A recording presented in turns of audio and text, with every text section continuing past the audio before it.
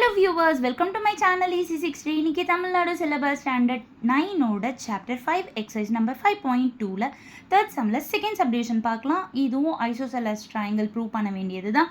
இப்போ ABC 3 vertices கொடுத்துருக்காங்க. ஏபிக்கு நம்ம டிஸ்டன்ஸ் எடுக்கணும். ஏவோட பாயிண்ட் பியோட பாயிண்ட்டை நேம் பண்ணிடணும். x1 y1 x2 y2ன்னு சொல்லிட்டு அடுத்தது டிஸ்டன்ஸ் ஃபார்முலா எழுதிட்டு டிஸ்டன்ஸ் ஃபார்முலாவை அப்ளை பண்ண போகிறோம். -2 -6 the whole square plus -4 + 4 the whole square. So -4 + 4 இது வந்து 0 ஆகிடும். இது வந்துட்டு ரெண்டுமே மைனஸ் சைன் இருக்கிறனால ஆட் பண்ணி மைனஸ் சைன் போட்டுக்கோங்க. அப்போ -8 the whole square ஆகிடும். -8 ஸ்கொயர் பண்ணுறப்போ உங்களுக்கு மைனஸ் ஸ்கொயர் பண்ணுறப்போ ப்ளஸ் ஆகிடும்.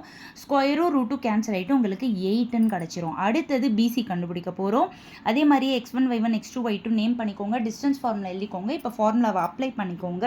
So 2 + 2 the whole square plus 10 + 4 the whole square. So 4 square plus 14 square. அப்போ 16 + 196 √212 வரும். இந்த சம்மை பார்த்ததுமே பயந்து போயிருப்பீங்க. என்னடா இவ்வளோ பெரிய நம்பர் வருதுன்னு. ஒன்றுமே பண்ணாதீங்க, அப்படியே வச்சுக்கோங்க. அடுத்தது சிஏக்கு வந்துடுங்க. அதே மாதிரியே டிஸ்டன்ஸ் ஃபார்முலா அப்ளை பண்ணி பார்க்குறீங்க. -6 - 2 the whole square plus -4 - 10 the whole square. So 4 the whole square -14 the whole square. So 16 + 196 சூப்பராக மஜாவாக இதுவும் √212 வந்திருக்கு. அப்போ பிசியோட ஆன்சரும் சிஏவோட ஆன்சரும் √212 வந்திருக்கு. தேர்ஃபோர் எனி டூ சைட்ஸ் ஈக்குவலாக வந்ததால் it forms an isosceles triangle.